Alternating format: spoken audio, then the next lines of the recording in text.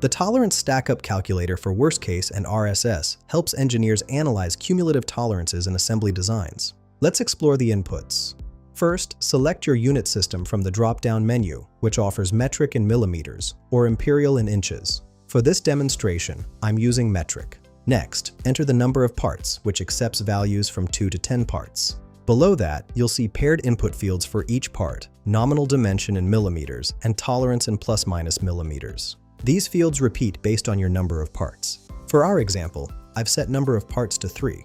Each part has a nominal dimension of 10 millimeters and a tolerance of plus-minus 10 millimeters. After clicking Calculate Tolerance Stack-Up, we get 6 maximum gap results. The first 3 show worst-case values, 60 millimeters, 60 millimeters, and 60 millimeters. The next 3 display RSS calculations, 47.3205 millimeters, 12.6795 millimeters, and 34.6410 millimeters. These RSS values represent the statistical stack-up, which is typically more realistic than worst-case scenarios. This tool streamlines tolerance analysis for your mechanical assemblies. Find the link in the description below.